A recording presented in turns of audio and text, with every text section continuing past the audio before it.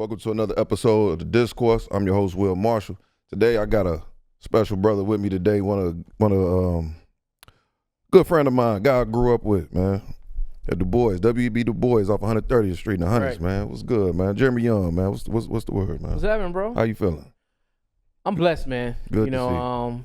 Happy to be here. Appreciate you inviting me. No problem. Let's jump right into it, man. 2nd District, Congress run. Man, so I didn't mean to call you G. That's all good. No. So here, the biggest thing is, I'm actually currently out of the Congress run. Right. I just stepped out of the race, but it's been one of the most trying activities I've ever done. Mm-hmm. You know, even just hopping in the political space, point being young. Right. And I would say it's more you're more in a space where you kind of got to learn on the job. Illinois, you'll learn quickly that you got to do a lot of cross relationship building. And I think the job that I was in didn't actually allow me to do that. So I was a district director in Cook County for three years. Right. So that job, I did a lot of stuff. So I think I was more around the elected officials and things like that versus around my peers and people that I know that can get on the ground with me and move this movement. Right.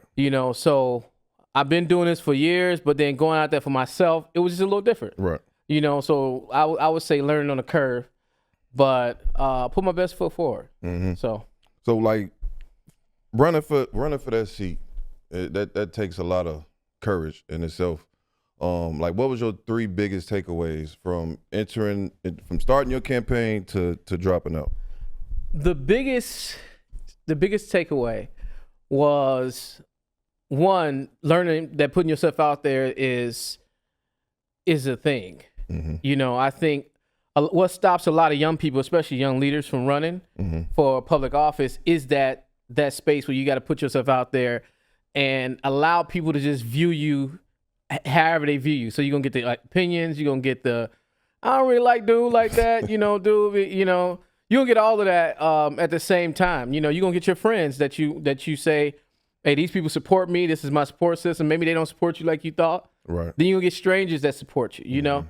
But my biggest takeaway, I would say, your support going to come from people that you least expect. Right. And people that didn't grow up with you, I mean, of course, I'm on your space, but, right.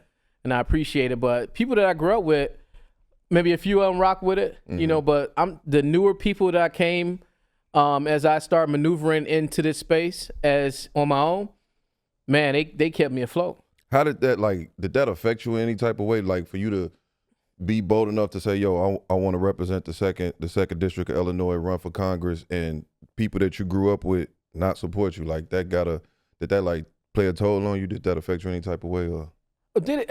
It didn't affect anybody. If I was to be honest, my wife was here. She's like, you gotta just tell us. But it didn't affect anybody, But you learn something. You learn how to build your coalition. Coalition build.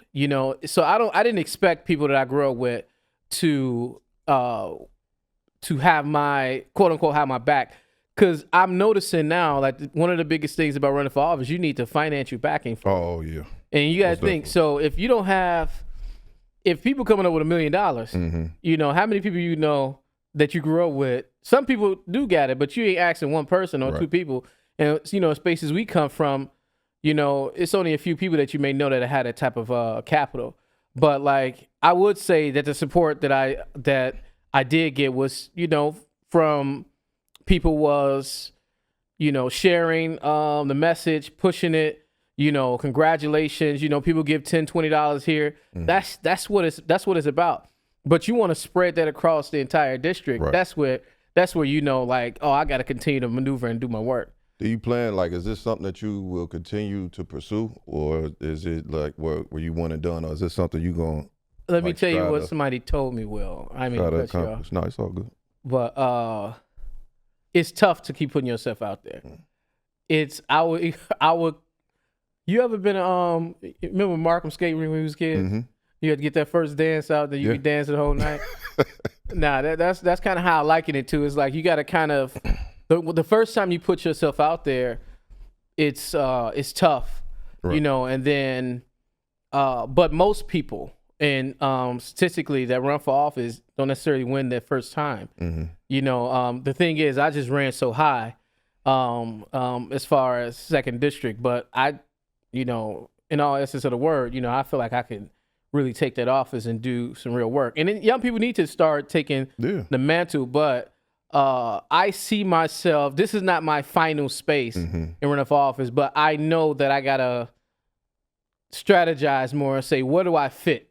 Right. You know, what do I see myself fitting? And is it federal? Is it local? Is it state? You know, so get a team together right now. Before you run, I wish somebody would have told me that. You don't run and get the team. You get the team, and then you run, and then you then y'all, when you got your team, you strategize and you strike when it's hot. You say, oh, this person is coming out of office. This person is doing this. And you strike on it. So you kind of got to wait for that middle space. So that may be a year. That may be 2 years. Okay. What motivated you? Because we grew up together. I never seen you like. I was a little while. It was a little while ago, but you know. No, it was, but like, what motivated you to run for Congress, man? Because that's big, bro. It is. You know what?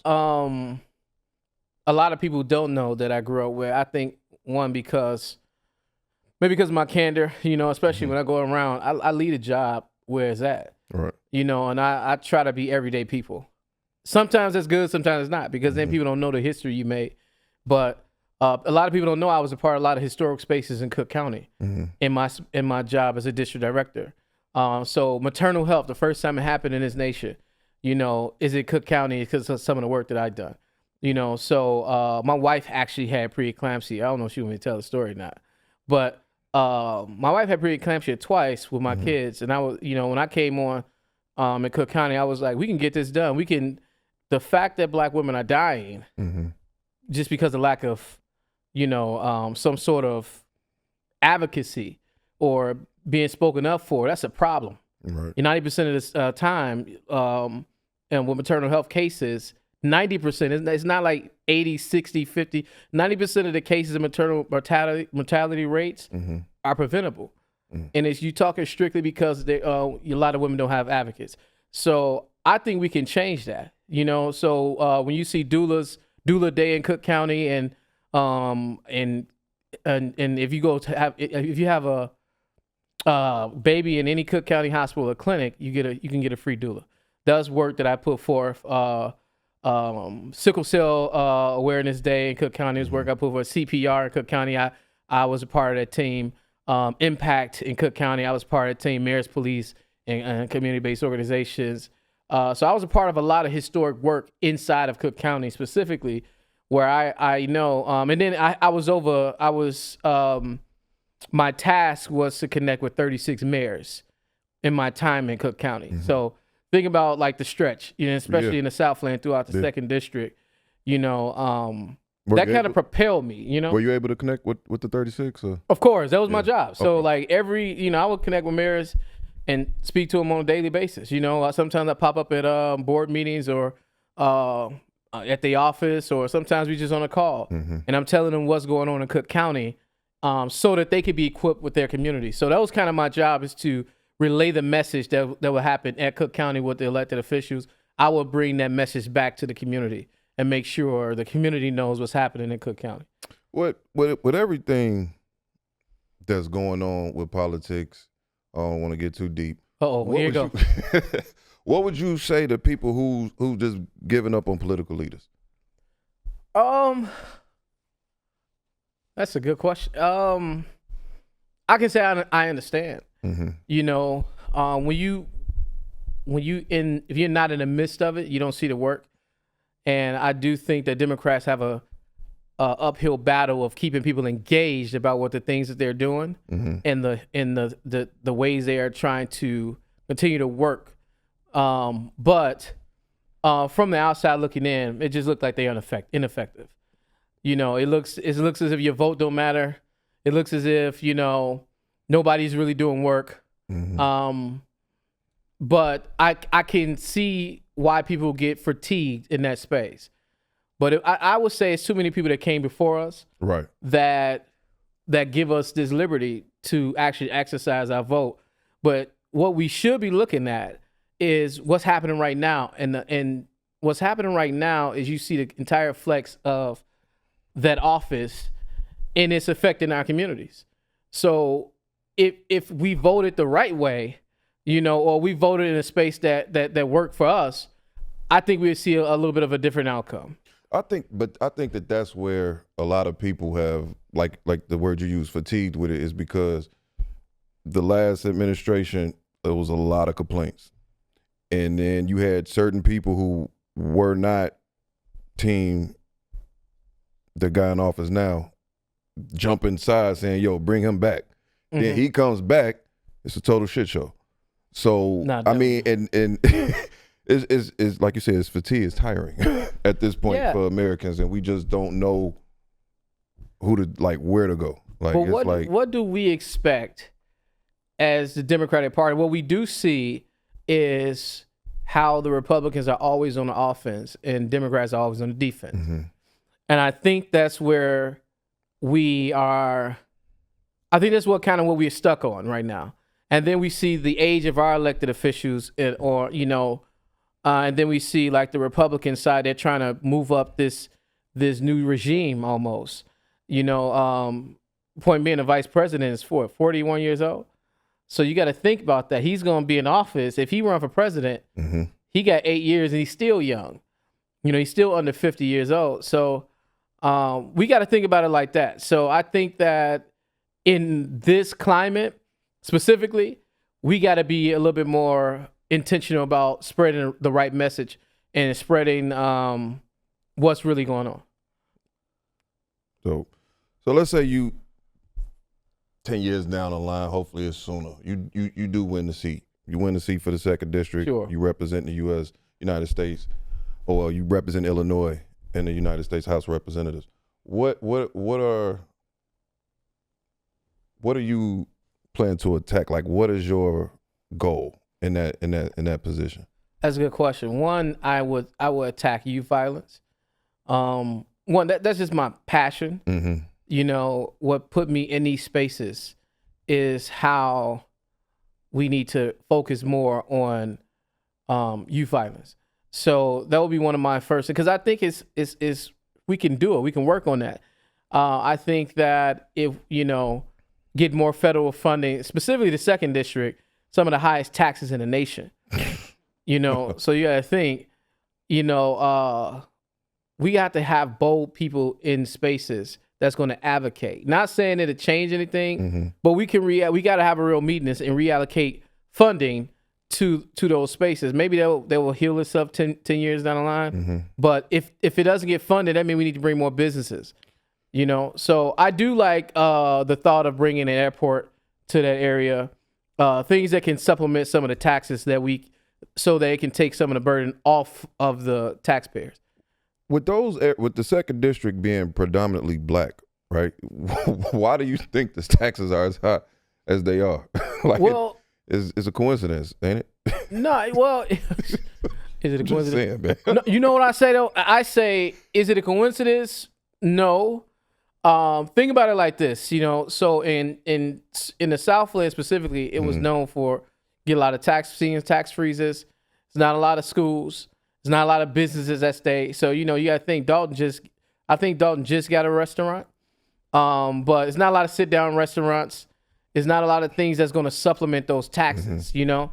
So in most suburbs are like that, but you got to understand. So tax freeze plus not a lot of business that's staying too, right? And then you get all of the burden going on the taxpayers, So if you think about it in that sense, I think you would be more like it's a math problem, the amount of space plus you don't have a lot of people are moving from the Southland as well, mm-hmm. So now you got to think it all comes to one specific space or one specific person. Also, I would think about consolidating cities, like you think about Homewood, Flossmoor, things mm-hmm. like that.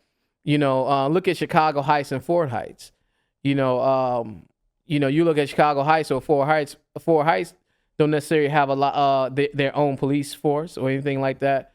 They don't have a lot of things that we know. Streets are kind of terrible. But if we consolidate those cities, I will put forth that kind of energy to say, hey, we should probably consolidate these cities and so they can work together and then supplement the taxes together. But so just things like that we have to be innovative, and we need a vocal advocate in Washington. That's really the biggest thing. That's facts. You brought up your passion for youth violence and trying to, stop that. With you being a youth advocate here in Chicago and you're a youth pastor at the Church University, is it University Church or Church? University Church. Yeah. University Church. What's your thoughts on the youth in Chicago today? What? That's a complex question. It is. But I would say, first of all, I think we need it's things we got to discuss in the Black community. I think that, one, we know youth violence is structural and things like that. But I would say we have to be in a space where, as a culture, that we have a standard. Right. Like you'll always get that as a people, we get spaces where we're trying, but then you see things like that happen over there. I was at 79th Street when with the young lady with the young lady in the car. Yeah, like that type of stuff is a lot for me. And it don't have to happen like that. But I think that we have to put forth the resources first. We can't expect, if you take all of the resources from the schools, right, and you take all the resources from the community, and then you say, all right, figure it out. This is how people in poverty act. And it's not the people, it's the poverty of it. Like the resources of it. The when you're thinking about the access to success or education, like this is how those are the steps.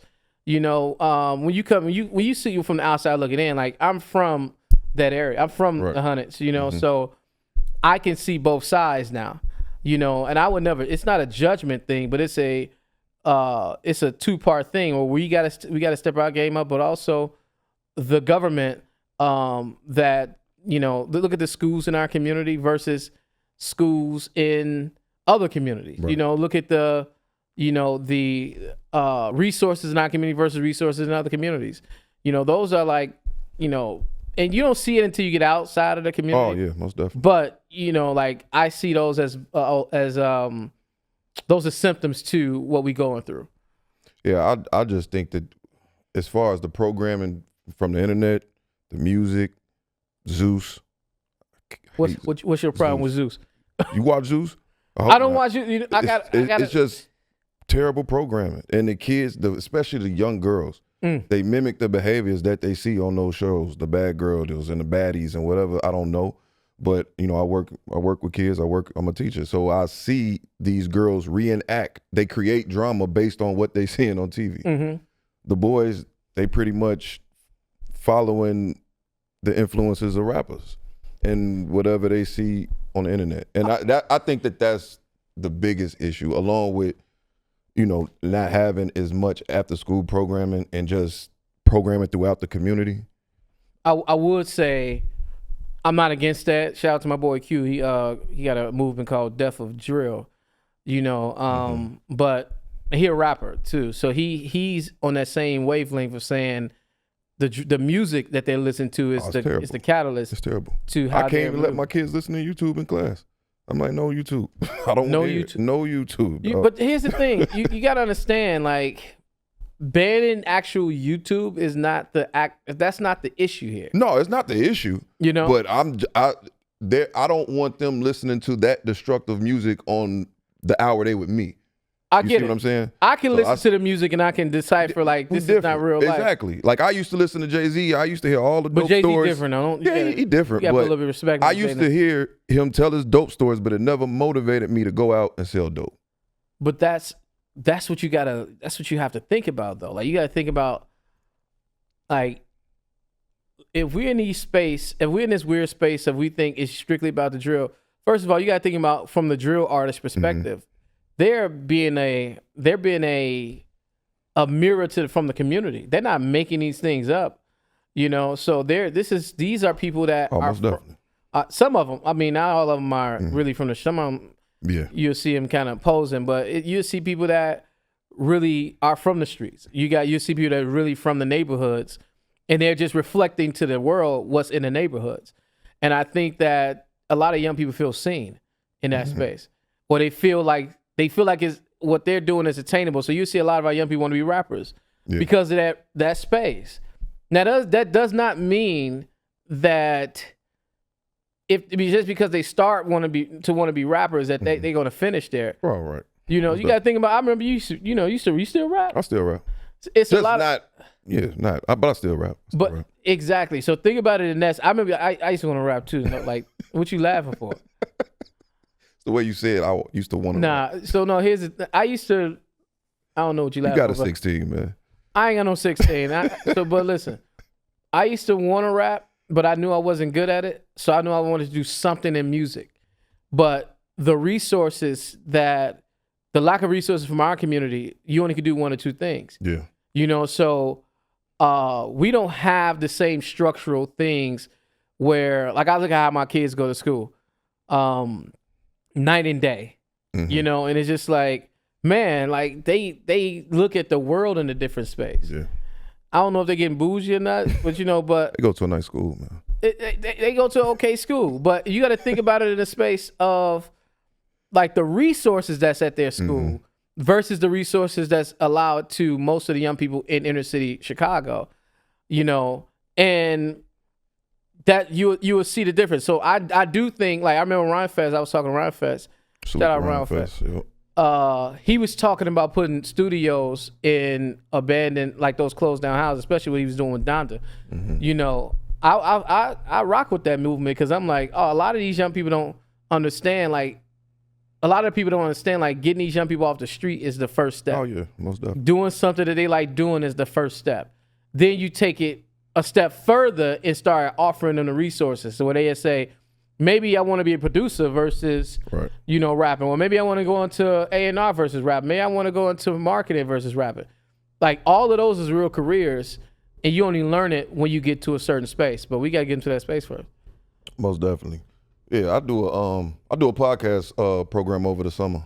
I partner with After School Matters, and we partnered together. We got a grant. Well, they got me a grant, and then I basically recruit kids in. They get paid 2 times throughout the 8-week course. Nice. And I don't really base it off podcasting. I'm teaching them communication skills, how to ask proper questions, how to communicate with somebody that you're not really what's the word I'm trying to get out?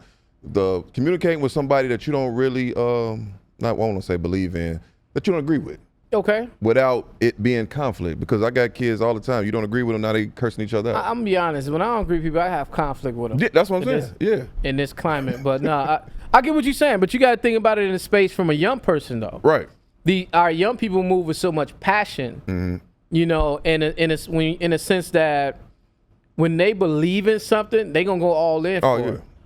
Like, I recognize young people, like how, you know, this is the real movement. Like, they rebels without a cause. Oh, most definitely. Like, they are rebels. They fearless. Very. You know, think about if they put that same tenacity into something that's remotely.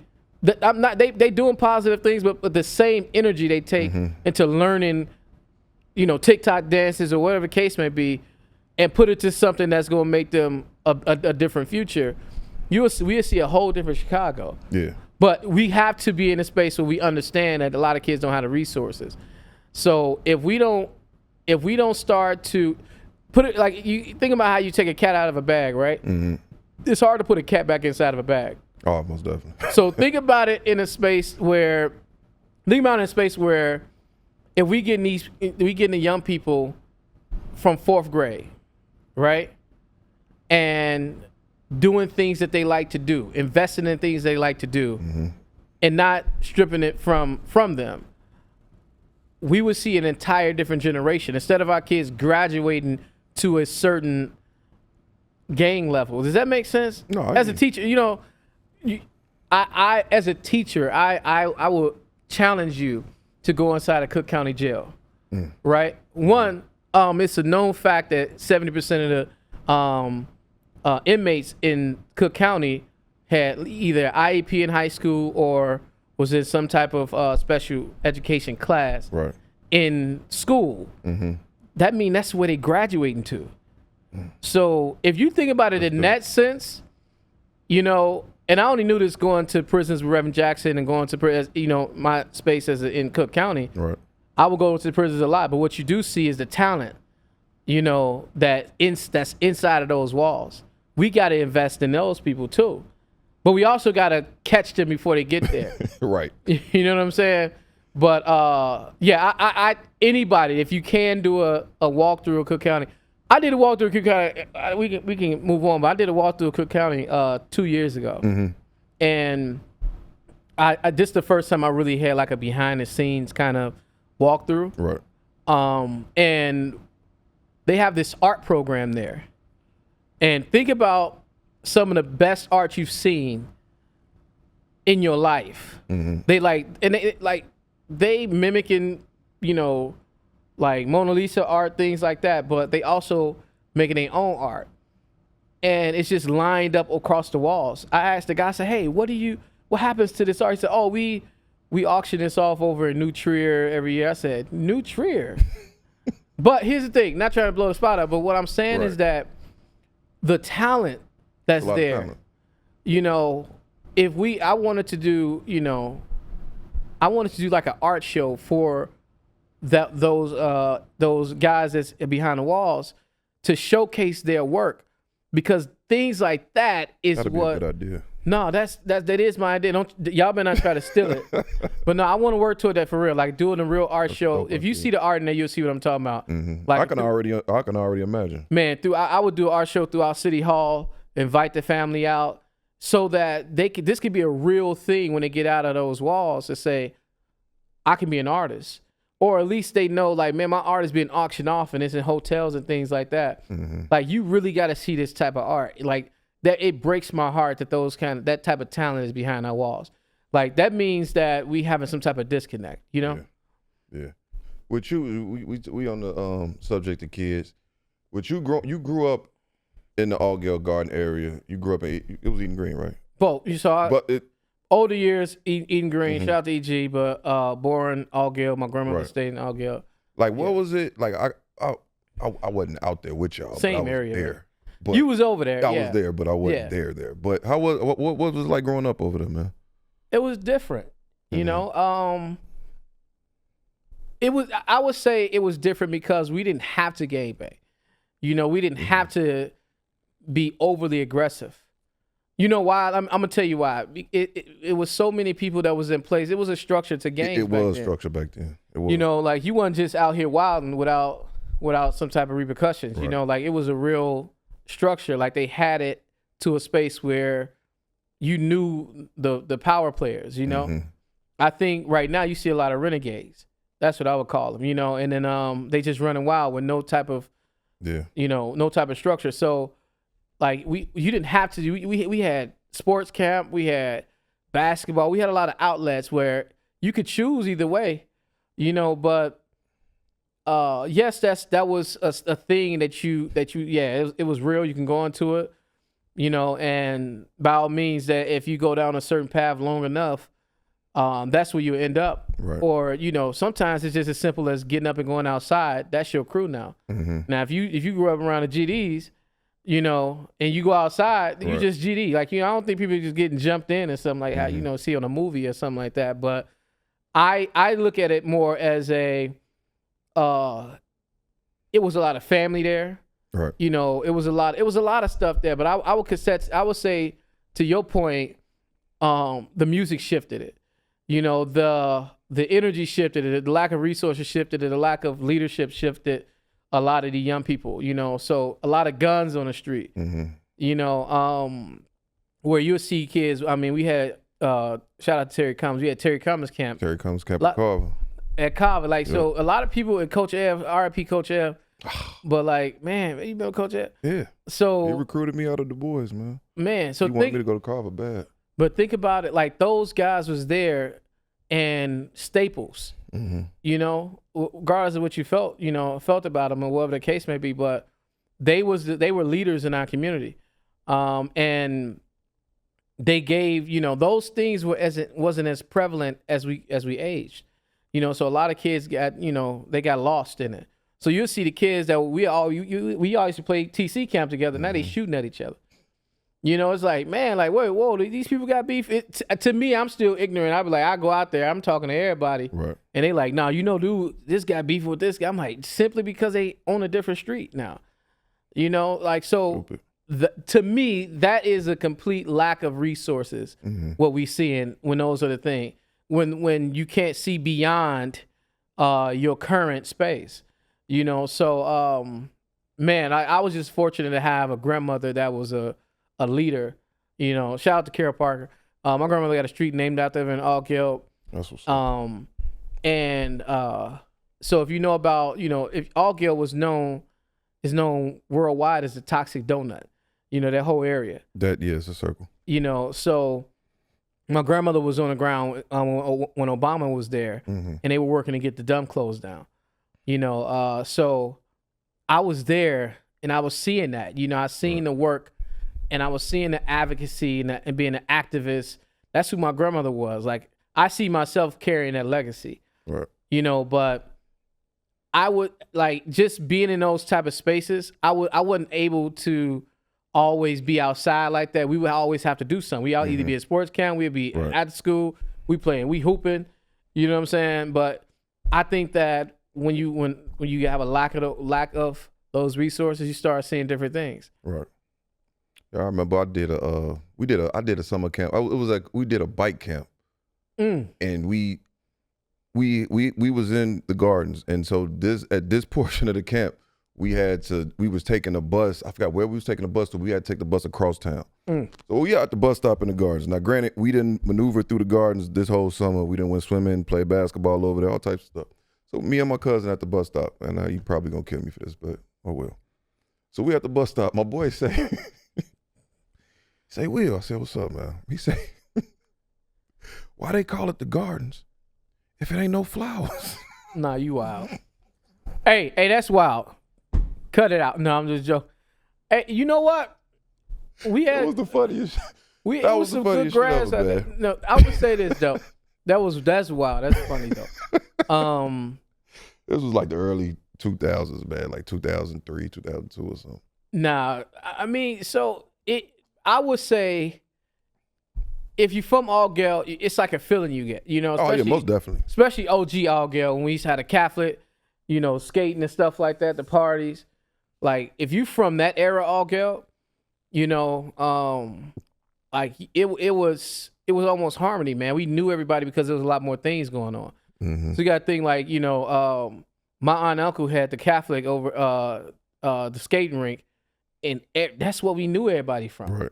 Like, so that's what we learned how to skate, stuff like that. I was one of the best skaters in the family, and like, where my camera at? Now, let me tell you this.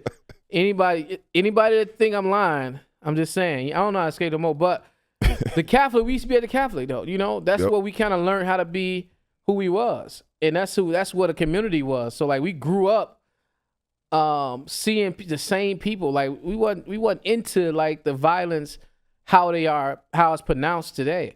So like, even I don't care who you are. Like, if you grew up in our era for real, like, we were more cool like than anything. Yeah. I don't like.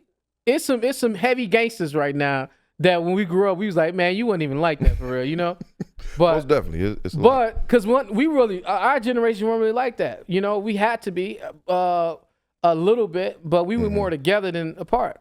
So like, we was like the people that we look at now as like the ones in charge. Like, we all would be at the Catholic skating. We all be going to the Taste Chicago on the bus together.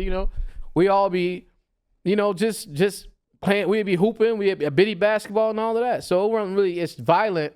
Even if we had a little scuffle or something, wasn't nobody shooting nobody. Right. So it was just different. It was like a different thing. I think, and this might be a little off course. But I think Michael Jordan needs some type of credit for that. For what? If you understand what I'm saying. For violence? No, not the violence. I'm not talking about the shoes and stuff. Oh, I'm okay. talking about for how we grew up. Okay. You see what I'm saying? Because it was bad. Our outlet was basketball. Everybody Okay. knew how to play ball. Everybody back was then. trying You know to be what I'm Mike. saying? Everybody Yeah. was trying to be Mike. Everybody knew how to play ball. And if you didn't know how to play ball, Nah, you know for what real, I'm saying? It was. my wife still don't think I used to hoop. Oh, you was a dog. And You could hoop. I don't know what her issue is. She don't think I used to hoop like for real. Nah, you used to Like hoop, until she see like real hoopers, they be like, hey, that's Jared. You know, I'm Nah, like, you used to hoop, man. I tell them all the time. Like I'm like, nah, I used to. He had maybe I don't nasty look jump like shot, the nasty little crossover. He could hoop. I'm trying to tell y'all, like, can we clip this and get it over to her? Oh yeah, Because she really do think that I wasn't no hooper. She Nah, was like you hoop, laughing at man. me. But like you completely right though. Everybody wanted to be Mike, man. Yeah. Like everybody wanted to we had somebody to inspire to be. us, most definitely. You know, I think TC also was that guy. You Yeah. know, like to see him coming up the Kava, and we always see him kind of sitting watching like who the next shorty. You know, Tim Hardaway, same. You know, like Tim Hardaway camp was popping, but TC camp was where them hoopers were. Yeah. You know, and we used to try to impress them. Mm-hmm. You know, like man, dudes in the NBA, like he was gonna give us a contract or something. Right. You know, so we used to like play our heart out. You know, Yeah. but that's what that's what gave us that grit, like for real. Like so, yeah, Mike. Shout out to Mike, Michael Jordan. But I would say like our heroes is the people that we really seen. TC and Tim Hardaway. Like those are people that really stayed close. Right. You know. Most definitely. So let's pivot from politics, man. Fatherhood. You got two beautiful young kids, man. Oh man, I appreciate it. What? This is like a two-way question.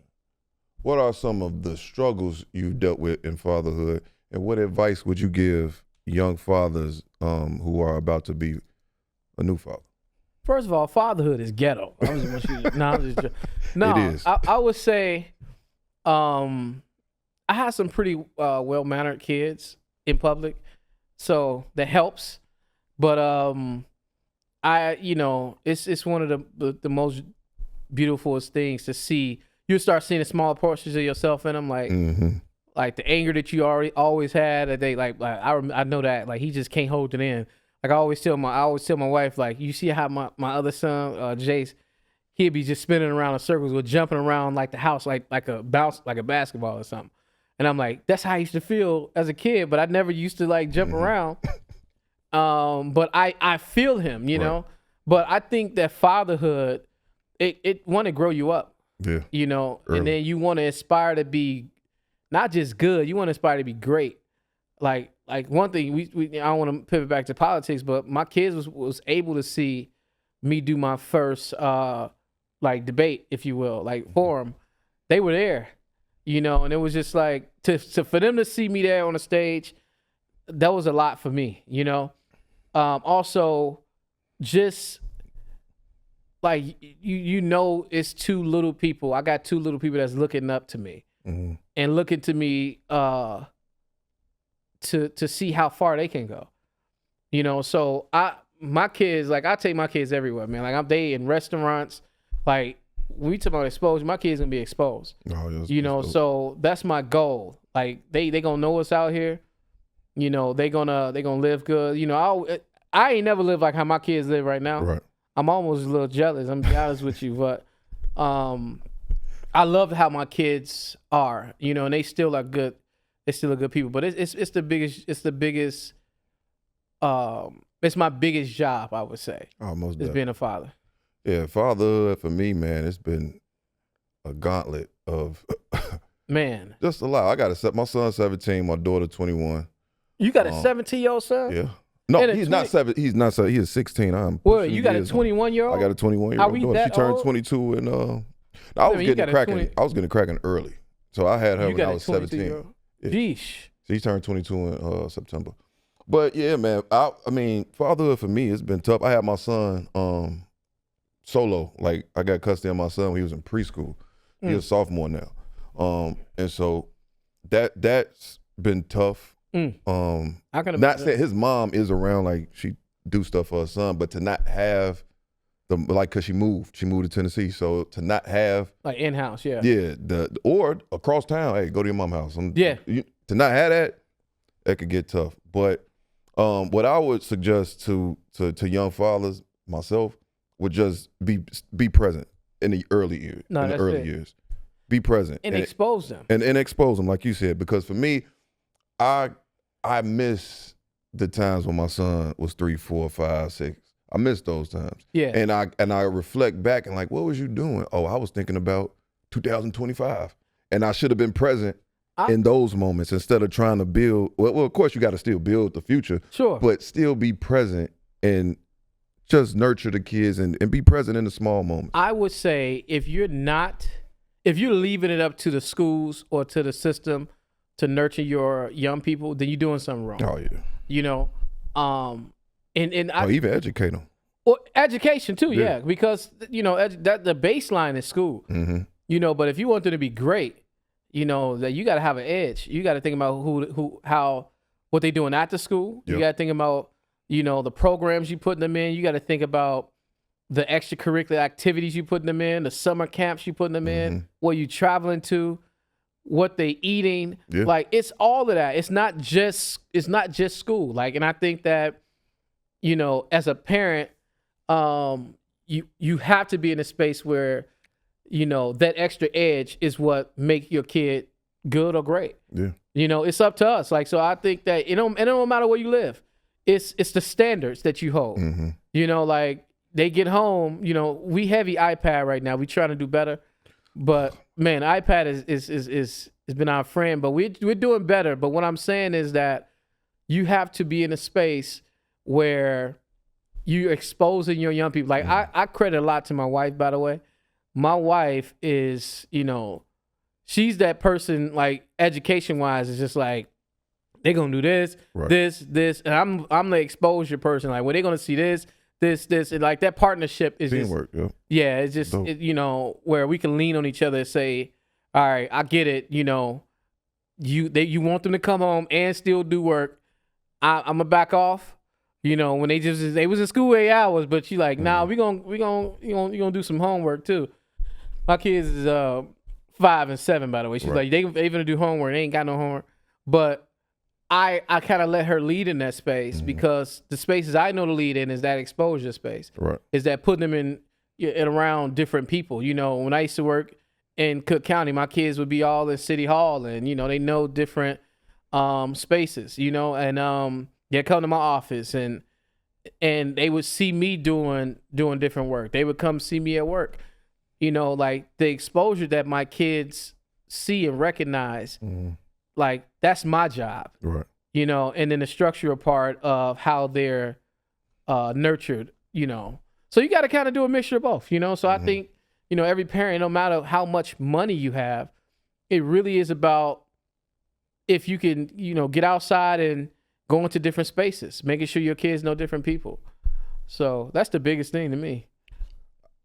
You made a good point with the iPad. Try regulating internet use with a sophomore. Nah, that's hard, man. And the reason why I say that is because. But do you think we got to? Oh yeah. The world is now digital. It is, but think about this: when we were growing up, we didn't have access to the internet 24/7 every day. You sound like an old I person. do. I am an old person. I am acting my age right now. The internet was not around when we was kids. We had internet, but you had. We did not. What internet you have? AOL. Dial-up. Okay, dial-up. Yeah, but you would have to sit and you had to share. You was in 8th grade when you had dial-up. We had dial-up for a while. How long did dial-up? Dial-up? Not dial-up, but the internet that was on the big desktop computer. Make the news. Yeah. Make the and then the only internet you had was on the phone to do little stuff. It wasn't nothing crazy. We had cell phones. That's what I'm saying, though. Like, you got to think, even the cell phone came out when we was in high school. Like Nokias and things like that. We was in we wasn't elementary school age. No. So it's just different. Like, so I think it's too much access. And then you do got a sophomore, but. And if you try to take it, you will start a war on your own. But do you need to take it? Yes. Why do you need to take it? Doom scrolling is worse than drinking. And you just sitting on your phone to scroll, watch my son. I'm like, dude, what are you doing? Now, if I would say this, if he can't go outside and be interactive. No, he goes outside. For me, I just be feeling like it's just too much internet. If I go in your room, you sounded 70 years old, and man. you just scrolling away, go read a book, go write something. Go. This equivalent to you in front of that dumb machine. Yep. What they used to call it, the idiot box. Yep. We can't do. Here's the thing: we're in a new internet age. Mm-hmm. You know, so I think we have to use internet as a tool, as well as you know, yeah, we can limit it. We watch what our kids are watching, kind of police that, but it is a tool. Like, it's everywhere now. Like, you know, I'm almost positive. You're not, if you're a teacher, but in any access of a job nowadays, you're using social media or you're using internet or you're going online. Mm-hmm. You know, so he's not too far off. I think think, you know, when you say doom scrolling, yeah, you know, but if your kid is just in the house all day, mm-hmm. like how when video games was popping, like, right. you know, and just on a game all day, that was weird. But like, yeah, young people just they be on the internet. They get their phone, you know, instant gratification. You know, so if they ain't doing nothing, they gonna find something to do. I don't get I can't be on your side about internet. That's cool. Cell phone usage, okay. As far as talking to other kids, I'm saying I would rather them talk to other people than just be on the phone scrolling. Okay, I'm thinking. I don't mean to cut you off. Yeah. The first thing certain kids do as soon as they wake up, phone.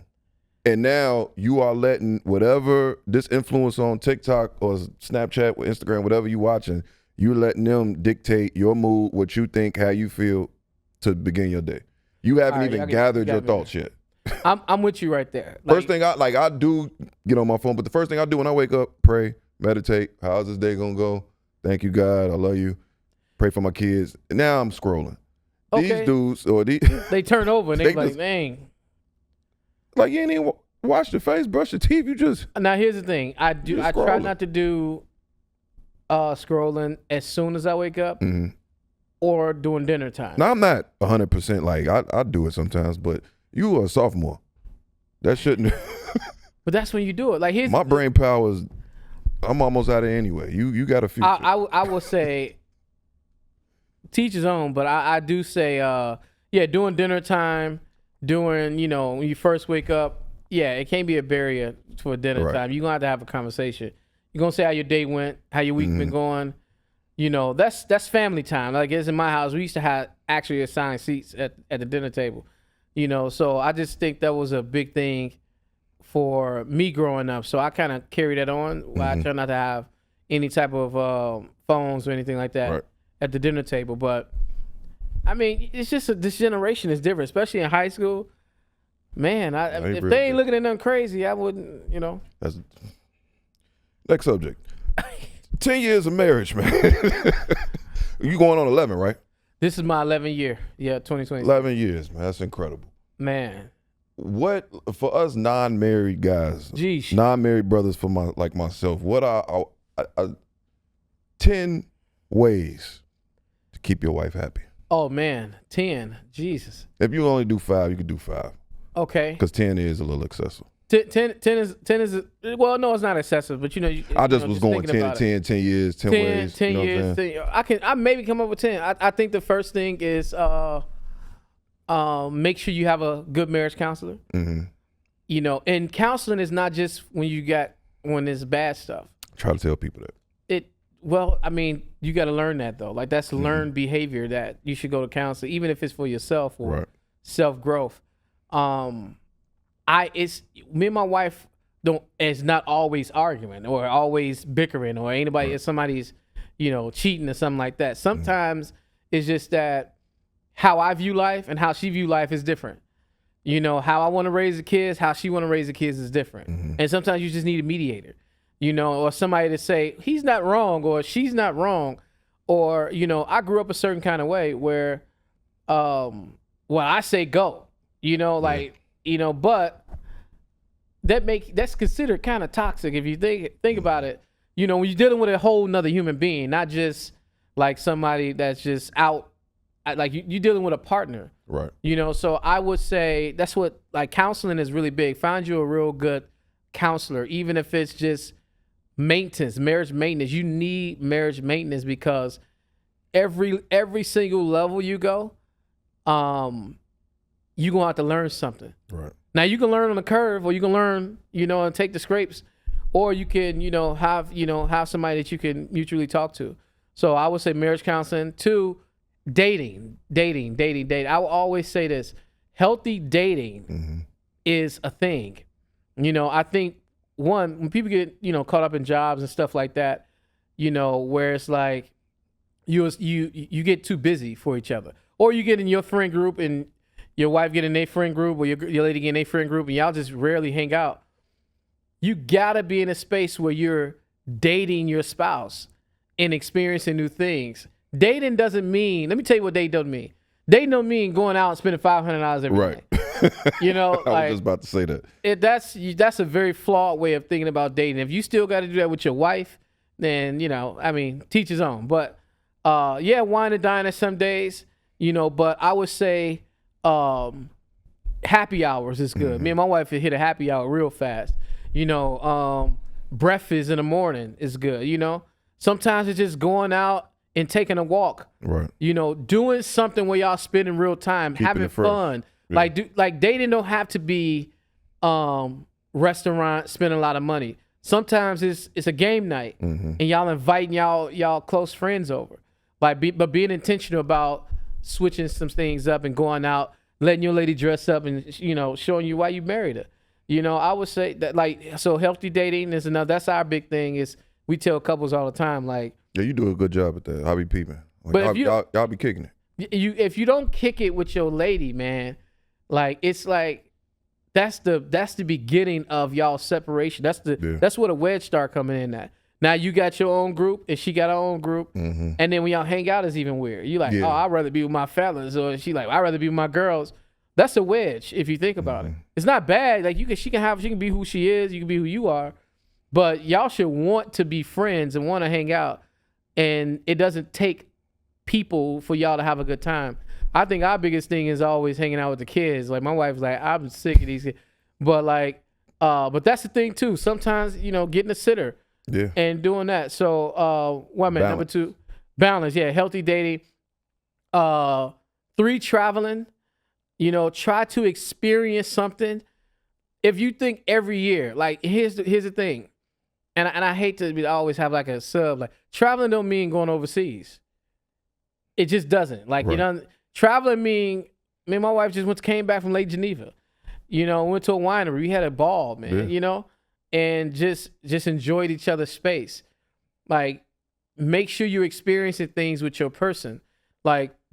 Excuse me, if you're not going out and you're not traveling, experiencing things with your person, then that's where it starts getting stale. You got to continue to expand. 4, think about how you're going to show improve for that person. That don't always mean staying in shape. Look at I'm trying to get back in shape, though. I just want y'all to know that. Why you pointing at me? Because he's extra strong over here, you know what I'm saying? 6-pack and up. No. Yeah. Staying in shape with your spouse is always a plus. But what did I say it was? We was on traveling. Traveling, and then I think you was still on traveling, wasn't you? No. Then you went. I'm thinking about I was still on traveling. You were still on traveling, then. But no. Definitely travel. But I think I was trying to maneuver to doing staying in shape for your spouse, but also always recreating yourself, and that's why I was going with it. Okay. Man, we getting old, but learning new things together. Don't be afraid to start a business with your spouse. Don't be afraid to do something new with your spouse. Right. Don't get caught into a routine. Where it's all we doing is going to work, coming home. That's good, but start thinking about how we going to become financially free. Right. I noticed, what the world put out as far as marriage. It's look for this, how this guy have this, how this girl have this, you checking off these boxes. But, when you really meet a teammate, rarely do finances come. You just want to be comfortable. Yeah. Now I'm I just need a cozy house in the country. You know what I'm saying? I don't need, like, and we live pretty good right now, but I don't need it. Just like I'm just with my person. I would live anywhere where so if you start something with that person, starting a project or something like that, I think that's a plus, because y'all looking into how to be financially free. Y'all thinking about retirement and things like that. Mm-hmm. I would say making sure y'all have healthy married friends. Because here's the thing. Some people do a good job of spreading their negativity on your relationship, or whatever the case may be, if you want to call it negativity. But they would, if you're around negative, toxic people as a couple, like sometimes that spreads on to you as a couple. You have to be mindful about who you have around you, and who you have in your space. Like, so that you start thinking marriage minded. I had a group called Onyx Husbands, where it would be groups of guys. We would all get together, have healthy dialogue about marriage, and so people that was married, and also guys that was engaged. But it was guys from 1 year married all the way up to 50 years married that would come.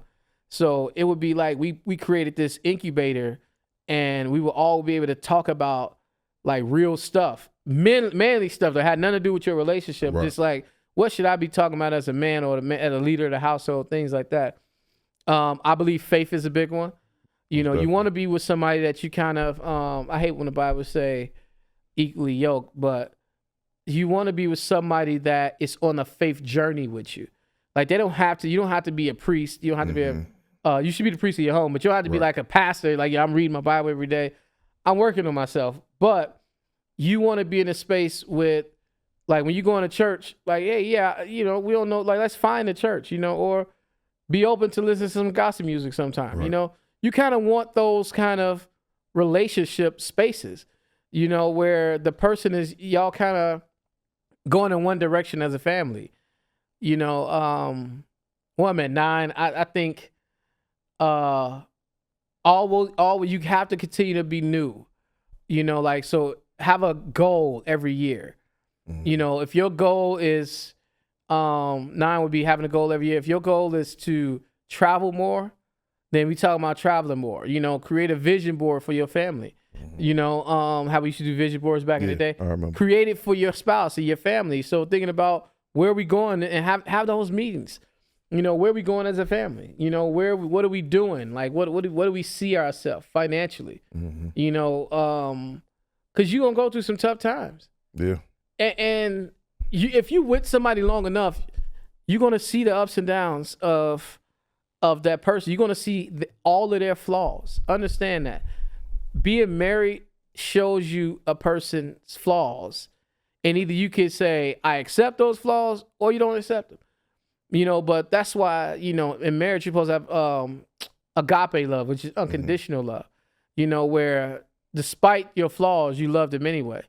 And I will always say, be in a space where y'all are talking great things to one another. Words of affirmation. Yeah, like, so here's the thing. You wanna talk nice to your spouse. Think about if you love somebody and then you breaking them down mentally. Yeah. Or you pointing out the negative thing that you see. Like, everybody got flaws, right? It's not about, like, having a flaw is not the problem. It's about how is the person you're with going to help supplement. So if you're looking at it like that's just the flaw and that's just what it is, then that's just how far you're gonna go as a couple. But you always gotta have your person's back. Yeah. I expect my wife to have my back, where sometimes I'm a little stubborn, sometimes I'm a little bullheaded, and I'm just too focused on one thing. But she gonna have she know when I need to, like, either take a rest, or she know when I need to take a step back. And she's like, hey, let's, like, so, and I know when to listen to her too. Like, I know when it's me and I'm the leader and I'm doing this, but I also know when to take a step back. Now, is there ever a time that you are going through something and you tell your wife and she don't agree with you. Mm-hmm. How do you, like, let's say you go about something a particular way and then she like, oh, babes, and you go to her trying to get some comfort, like, yeah, babe, I had to go off on this person and he said this and that. And then she like, well, babe, you shouldn't have did that. I don't think that you should have did that. Like, how do you, have you experienced a situation where your wife was just like, I don't agree with what you did? It depends on where we at. Right. Like, if we outside, you better be on my side. If it's people around, you either with gang them or you not. Like, you know what I'm saying? Like, I would say your wife's supposed to have your back in public. Mm-hmm. But when you get to the crib or you in the car and it's just y'all two, and she be like, you know you was on some bullshit right there. Hey, if you can't take that, then it's just like you're not ready to be married. But like, yes, your person should tell you when you tripping, because that is the only person that can hold a mirror to you. Right. They think about it, that person know you better than your parents know you. Yeah. That person probably knows that will probably be the last person you see before you die. Ain't that crazy? That is crazy. When you think about it in that aspect, like y'all with each other for the long haul, you know, so think about how intimate that is. Right. And if that person can't pull you to the side and say, hey, that was some bullshit there, you know, and you receive it, then you just like that's you just stubborn. That's a good part of marriage guys you should be talking about. But I think that, and everybody's not always there. You know, I think that comes along with marriage, like especially when you been in it a few years, you know, just learning that your spouse doesn't mean you harm. Right. Y'all on the same team. Now, some people just be like, they call you out in public and stuff like that. Yeah, you need to work on that. But understand that if that person got your back, she's looking at things that you're not looking at. And she's not trying to do it to be, she ain't trying to do it to break you down. She's trying to do it to help you grow in a certain area. So if my wife tell me, hey, when you do this, when you go here and you do this, you shouldn't do that. And I'm like, okay. Or in my space, she was like, hey, you know, you be kind of maneuvering through circles and you don't give people time. And I'm like, sometimes I don't have the time. That's a character flaw there. Mm-hmm. Now, if she tell me to do that we in the midst of it, they don't tell me that. But if you say, hey, like, you know, like you have to like give people time to be like, don't always think about the next thing. Right. Like just be in the moment when you're with people. That make people feel personally attached to you. You know, because especially when you're busy, it's just like, all right, you know, cool. Like, you know, you get into that space. Right. You know, but my wife always tell me, she was like, just be here. Don't be thinking about, all right, we here for an hour, we gotta go to another location. It's like, no, like we here with these people, make your mark, be who you are, show them your whole self so they know who you are. They ain't gotta see you on the internet and say, oh yeah, he cool. Like when I met him, he was cool. Instead, you should be cool when you're in person. Right. You should be who you are and what they expect you to be while they there. You know what I'm saying? And sometimes you need somebody that's watching your back to show you. Yeah, the reason why I asked you that question is because like what we was talking about this outside. I got a girlfriend at this phase of my life, and I'm taking shout out. What's the name? We ain't giving no names out, but she has challenged me in ways that no other woman has challenged me before. Now she has not put me on blast in public like you said, but there are times where I will come to her with certain situations, and she would tell me in so many ways that you're handling this the wrong way. When the wedding date? When the wedding? Nah, we don't. I'm just joking. Now here's the thing that I love. Couples love for people to be married, by the way. No, yeah, but the fact that, like you said, she like your wife hold that mirror in your face. I've never had a woman gently put a mirror in my face and be like, "Do you see yourself?" Like I've had women curse me out and be like, and you know how that go. Yeah. With certain women, but the way that she goes about it, it almost makes me feel dumb in a sense. Not combative, but it's like when you sit back and reflect, you be like, yeah, she got a point. It's you're not trying to, you don't want nobody to break you down. Exactly. You want she had to explain it. She's criticism. like, dude, I'm not trying to break you down. I want, like you said, the word you use, or a phrase you use. I want you to be great. I want you to be better than what you were yesterday. So if that's how you reacted, I'm telling you, You might feel good now, but that's not the way to do things. Nah, that's 100, man. Like and sometimes as a leader, you got to get a baseline sometime. You know, I told my wife recently, I said, I need a moment from church. You know, I need a moment. I just need to, I'm a couch member right now, but I need that, you know, like, because when you go for a whole year without like a time off, you just need a time, you need time, you know, and you got to be honest, like at those spaces. You can't just do it and expect her not to say anything, because now you look weird, you know. Instead of saying, hey, I just need a moment, you know, this is where I am right now, you know, just be upfront, you know. I would say to you, you know, if you got somebody that really got your back, man, you know, just don't wait on the devil to, I don't know if you're a religious guy, but if you waiting on something to go wrong, usually they do. I had to get out of that mind frame. I was in sabotage mode. Like I'm just picking fights and nitpicking to find things that I don't like. And you're right. When you looking for something to go wrong, 9 times out of 10 they will. That's exactly it, man. Like I would think, you know, it's more, it's a human nature to do that when you're around somebody long enough. But here's the thing: love conquers all, right? And it covers a multitude of sin. I think that when you look at it that way, you really just looking for a teammate. You know, you looking for, of course, you know, I when I met my wife, you know, she'd tell you 2 different stories, but she macked me down at a Rainbow Push meeting. But she macked you down. She macked me down. Wow. Like, you know, so and if you see her in person, you ask her. I'm gonna tell you the truth. I'm not gonna. Right. You know what I'm saying? Like whatever she say, you gotta take it with a grain of salt.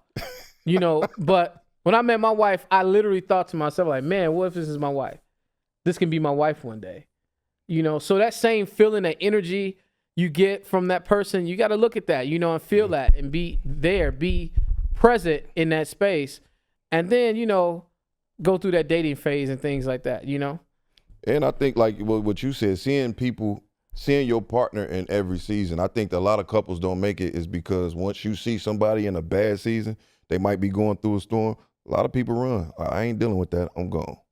And I think that's why, this is my opinion, exactly. It depends on the storm. Yeah. But I think that's why a lot of relationships, and especially in the Black community, like the men and women are so divided is because the expectations are crazy, and as soon as they see one side of a person that may not be what they like, they headed for the door. Yeah, but you're gonna see things about people that you don't. Now, somebody getting drunk and yelling and throwing glass, run. Like, that's not a storm to stay in. Like, get out of there. You know, if somebody's continuing to show improvement and grow, there you go. I'm telling y'all, that's the biggest thing. You know, it's not about whatever we done made it about. It's about if you can build with somebody. You know, get you somebody you can build with.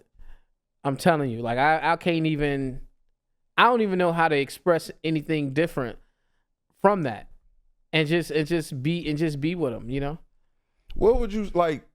A lot of women don't want to, like, they look at marriage as this thing where the man is supposed to be the sole provider and pay, you know, all the bills and things like that. Now, my thoughts on that is the responsibility, of course, of a husband, but I would feel like the responsibility of the father of said person's kids.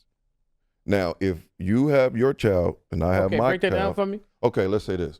You got your situation, right? Yeah. So that would be an honorable situation to witness. Now, I'm not saying it's what y'all do.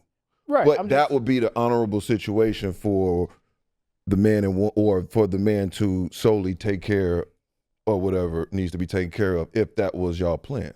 Yeah. I don't agree with, I'm coming with my income and my kids, you're coming with your income and your kids, and now all of a sudden, since we fell in love 2 years ago, I got to take on everything? Yeah, I don't want to do that. Yeah, that's I don't want to do that. That's made for I'm not TV. signing up. I'm not signing up for that. It depends. Wait. So it depends on who you are. One. I know a lot of guys. If we get to that point and you know, and I'm there, yeah. Cool, but let's get there first. I know a lot of guys though. It's some guys just like I need to take care of it all. You know, it depends on how much money you're making first. Yeah, I would say that. You know, or the woman. Yeah, it just really. I've seen both. I've seen when you got a high earning woman, and I seen you got a high earning man. I would look at it like this: you don't always be in a space where y'all have to be comfortable. Right. You know, the goal is to be financially. That's the flex when you're financially free. When y'all get together and y'all starting businesses, y'all opening restaurants, whatever the case may be, y'all buying real estate. Now you're not even thinking about you're not thinking about oh, how much you putting down. That's somebody you're not building right with. Right. But if y'all get together, y'all start buying property. Now you done supplemented your income, or you don't have to. Now you don't have to say pay rent because your rent is covered. Right. You got a 2 flat. Now rent is covered, Think about stuff like that. It's really about how a person maneuvers their life. Mm-hmm. If you start looking at your paycheck number wise, then yeah, it can get stressful, or not, but if you're looking at it more like, this is what we have, this is what we want to live, let's figure it out, and you start maneuvering and doing things in that space to continue to be elevate. That's the goal. Right. The goal is not to y'all both to get 2 jobs and work 80 hours and then y'all don't really see each other. Oh, no. And some people's goal is that though. That's just like how they grew up. But then there's other people's goal that was able to own their house. A parents left them a house. Now they ain't worried about where we gonna live. You got to pay all of the bills. Now we only paying the, So when you get friends, I have friends like that where they parents left them a house. It's just like, oh well, that'll work. You know what I'm saying? Right. Yeah. So their stress is not how much is you putting on a rent versus how much they ain't got no rent. Yeah. Or they just paying utilities and things like that. So you got to think in that space. If you still think I think that's a poverty mindset when you're thinking that. No, well, here's. I was just about because my girl told me when I expressed how I felt, she was like, "That's a poverty mindset, brother." She told me that was a poverty mindset. The way I was thinking, yeah. And I only said that because of experience. I've done it twice. I've been the sole provider 2 times, and it was the worst experience of my life. It's not a problem being a sole provider. No, it wasn't. It's the woman in the house that's supposed to pour back into you. If that woman ain't pouring back and you taking care of everything, that's a tough situation for a man. I don't know what, but you gotta. If you keep looking at it like I'm taking care of everything, then yeah, that's an issue. Financially, right? I'm just saying financially, but because y'all supposed to show improvement, right? That's the biggest thing, man. If we not showing improvement, what we doing? If we not continue to take steps forward, if y'all been together 10 years, right, and ain't nobody thought about owning a house, what we talking about? Right. If y'all been together 20 years and ain't nobody owned an investment property, or thinking about it or saying these are steps we taking or something of that nature, you have to stop and look at, because truth be told, that's the steps. If you get a 20-year or 30-year mortgage, by the time your 20th year come, y'all really on a downward space where you finna be done with your mortgage. You're not thinking about those type of things. So if you thinking more long term, right? You thinking about it as the way is designed. Those type of nuances is not really an issue. Now, what you don't want is somebody that's a scrub or something like that. Is that a good word? But think about it more like you don't want, if you the person you with, if they ain't about nothing.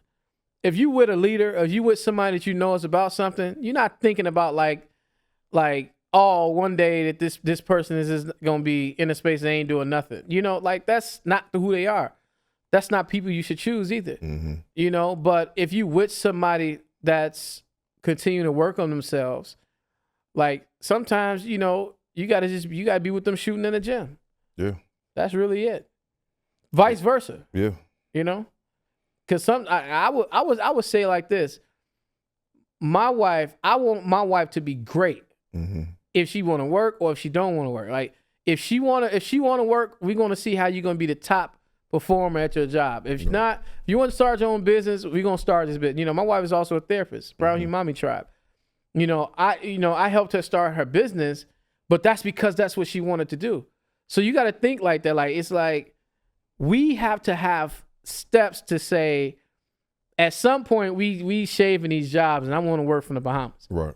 You know what I'm saying? You know, that's me and my wife go. Like we want to eat what we want to eat. We want to go where we want to go. That's the goal. I don't care how much money in my bank account, as long as I can eat, as long as I can travel, as long as my bills are paid, my kids are taken care of. That's the mindset. I believe, and I know I'm probably contradicting myself now from what I just said, but that mindset is the mindset I want to have, whether I'm making the money, like even if I'm making the money now, which is pretty good money, I could take care of a household, but I want to feel that what you just said, to where I don't care if I got $20 on my account. I got my wife, we traveling, kids good, household good, I'm happy. I could care less about anything else.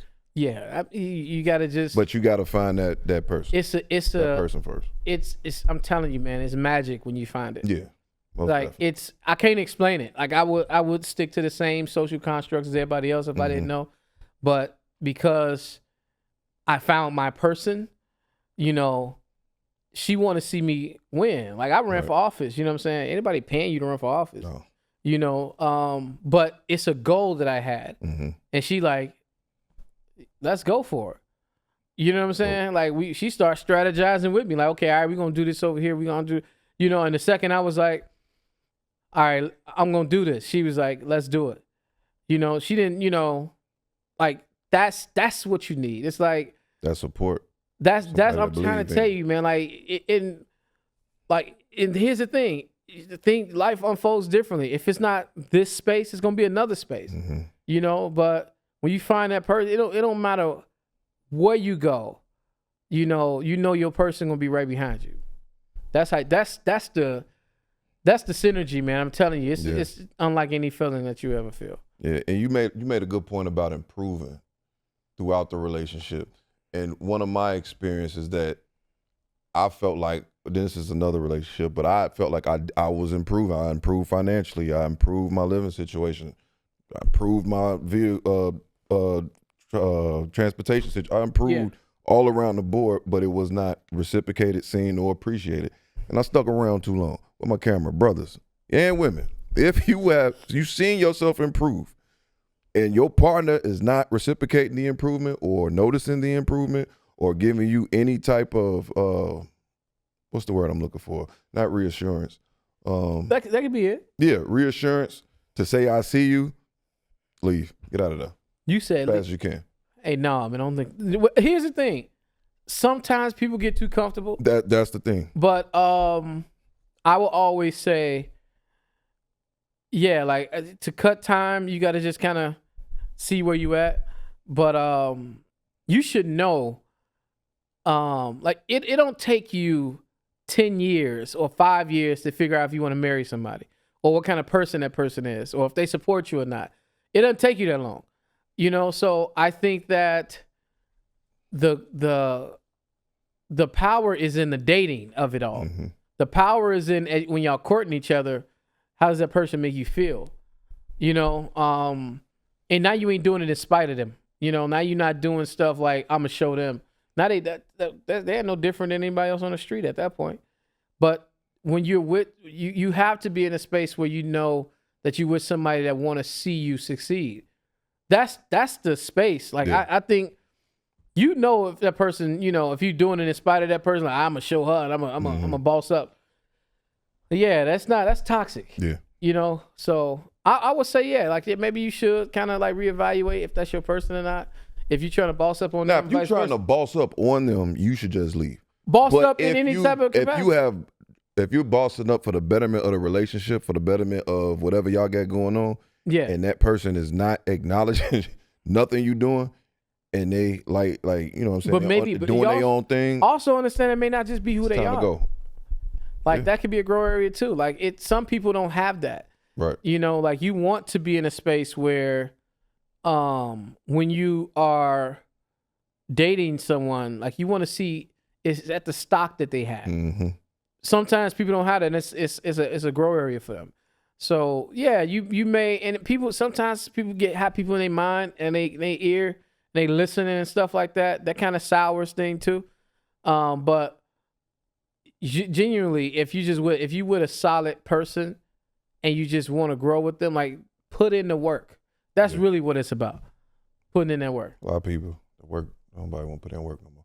All right, I got another one. Purpose. Okay. Right.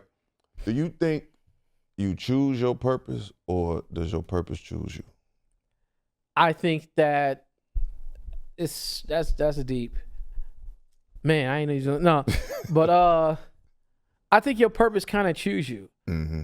You know, I didn't expect. Like, I think that when you was like, man, hey, you out here doing this, I'm like, dude, I was a C student at best. You know, it was like your daddy, you know, man. Yeah. So he was like, man, I ain't never expect to. I see Miss Peck all the time. Remember Miss Peck? Mm-hmm. She's just always surprised. She's like, Jeremy, I just can't. I said, man, was it that bad? But no, I think that, you know, your life kind of lines up into a certain space. Yeah. And the second you just be a vessel, mm-hmm. and you just be open to the maneuvering, and you just trusting that God is going to direct you in a certain space, in a certain atmosphere. You just kind of you just going boldly in that space, you know. Like, and when God sends you, you know, understand can't nobody mess that up, you know. So, like your purpose is kind of put onto you, mm-hmm. you know, way before you're born. You know, I'm a believer, so I believe that. You know, sometimes you do got a purpose, like I want to do this, you know, but when it's something that's God given, mm-hmm. you know, like for some reason I have a passion for young people. Right. I got a passion to see them grow and improve and things of that nature. And I see how I grew up, and I see like the inconsistencies I've had. Mm-hmm. I seen it as it was just steps so I can understand. Right. In every level that I went to, I was like, man, I see why I went through this, and I wouldn't change it. So it's like it gave me the grit that I needed mm-hmm. to go in those spaces. Like, so as I maneuver, you know, I'm able to take, because I grew up in the hood. Like, it's like you had a certain energy when you approach things. Yeah. That like I seen it all. So I can maneuver out here. Yeah. You know, so now you're doing it for good. You know, so yeah, like I think your purpose is already aligned, and you just gotta just kind of maneuver into it. Yeah, I've come up with a philosophy of purpose, passion, and interest. I believe your purpose is like you said, it's something that's placed upon you by God, and it's like a superpower that you don't even ask for. Yeah. Like me becoming a teacher, like I've been a tech coordinator for CPS, and I've done security for CPS. And when we used to have those meetings, and I've been working for CPS for the last 15 years, but when we used to have those meetings and they told the non-teachers to enjoy the rest of their day, and the teachers had to stick in there, I laughed at the teacher, stuck up my middle finger, and went on about my day. Now I'm stuck in the meetings. You feel what now it's me. And this is a job I did not ask for. This is a job that I never thought I'd be a teacher. It was something that it was in you though. It was in me, of course, because, you know, I watched my father teach for all those years. But they seen something in me, and they say, hey dude, this is what you about to do. And my passion is this. This is my passion. I wouldn't call it, this can be purposeful, mm-hmm. but I would not look at this as my purpose. My purpose is what I do with the kids every day. Yeah. You know, and I'm starting to become passionate about that, because now I'm sitting up at night trying to think, how can I get to this kid They cursed me out the other day. How can I do this better? Because I went off on these kids and they ain't really deserve all that. Now I'm becoming passionate about it. At first, I'm asking everybody, hey, man, you know anybody hiring that? Because I got to. Now it's like, all right, let's get better at this thing and let's try to curate the situation and this opportunity that I got. And then you got interest, and it's just stuff that you're interested in, like far-fetched. Like I want to at some point do short films. That's an interest. It's not really passion you can do that. on purpose. But you got to think everything you're saying is things that young people like. Yeah. You know, and then those are the vehicles to how our young people think. So think about it in that aspect, you know. So you may be, I always say your passion or your visions, they graduate. Mm-hmm. You may start this way and it ends another way. I started doing like marketing, you know, and then, I started as an activist, you know, but, you know, I bumped into, you know, I started going up to Rainbow Push. Shout out to Reverend Jackson. R.I.P. Yeah, and then met my wife there, by the way, at Rainbow Push Coalition. And then seen how Reverend Jackson just made complex things simple. It just taught me. I was just there. I'm like, man, he's like talking about worldwide things, and he's just like, he's just strategizing, like a master strategist, you know. And it rubbed off on me. I'm like, man, like if we take away the complexity of how things get done and just do them, strategize, get your people and rock with it. That's why when you see, like, you know, people don't know that Footwork Appreciation Month, you know.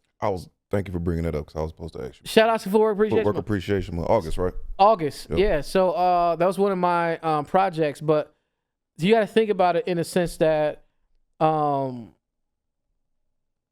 as I was maneuvering Footwork Appreciation Month, see, these guys already had Footwork Appreciation Month. They was just like, they just did things in August. And I seen them put out like, hey, we wanna get this thing recognized. I'm like, that's easy for me. Mm-hmm.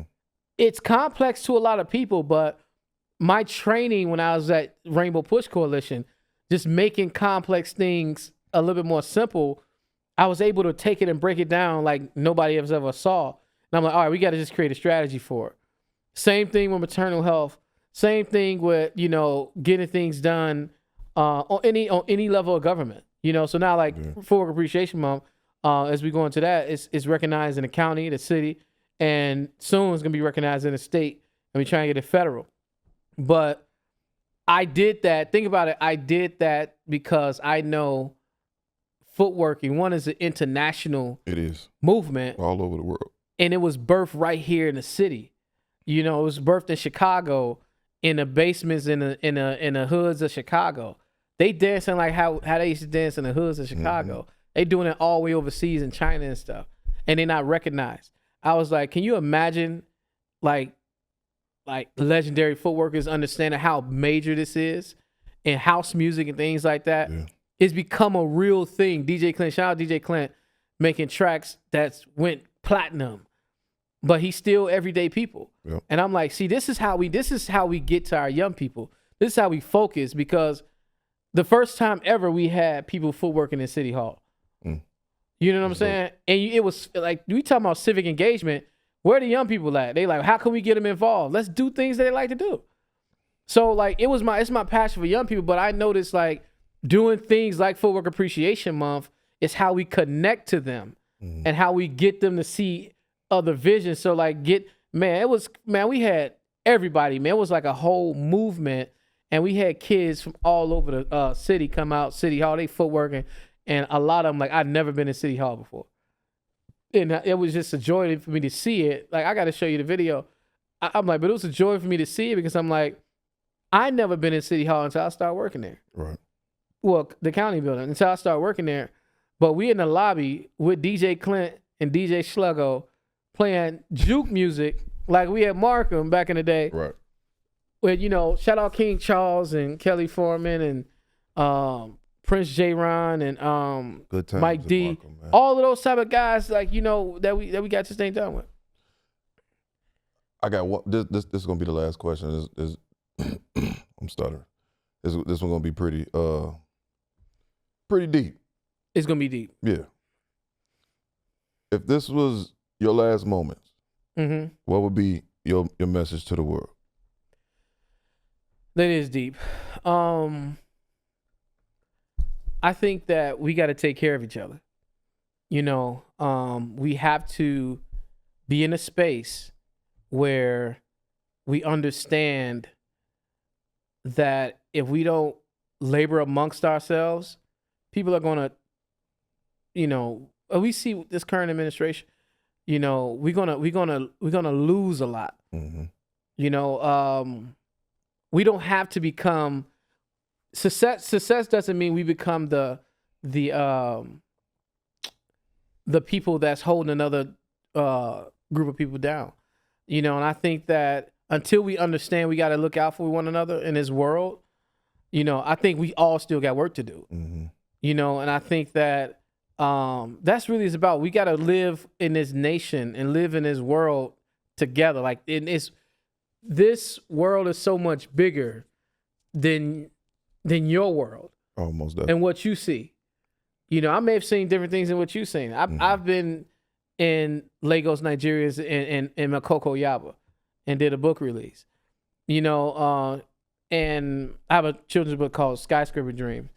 You can get it online anywhere, or Barnes and Noble. But I wrote that book, and I went all the way overseas. I'm in Lagos, Nigeria. Understand, like this space called the Floating School. Please Google it. And I'm all the way over. I'm all the way on another continent, another side of the globe, and I'm able to see the young people there, and it wasn't too much different than our young people here. Wow. You know, but the difference was I see how they take care of each other. Like it was more communal. It was more like they had to be. You know, if they wasn't communal, you know, I just think that if they wasn't communal, it would be tougher for them to live in the spaces they live in. And I think that we can take something from that. Like luxury is not luxury is not everybody getting something expensive. You know, the luxury of living in this world and living in this time right now is that we can lean on one another and make this world great and make this world what we expect it to be.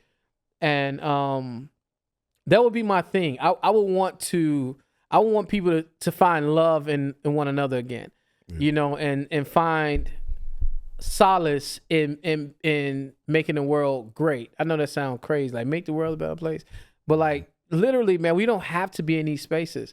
Like we don't have to. We create culture. We create what luxury is. We create what's popping, especially if you Black in America. Most definitely. You know, think about like if you had a worldwide view in your vision, like the disclosure. You're not thinking about Chicago. You're thinking about the entire nation. You putting it out online where the entire world can see it by a click of a button. That's impact, you know. But if we keep thinking if we thinking more about us as a person, like me or selfishly, then this world we're not gonna go far as a nation. So that's my goal. I want people to. We have to lean more on one another. One.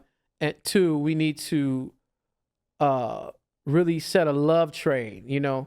Like we really have to live in this world and harmonize with one another. Like I hate the political structures of, oh, because you this, or you're a Republican, you Democrat, you this or that, you rich, you poor. Like that's what separates us. You know, you can't take none of that stuff with you. No. So you got to think about it like that. Yeah.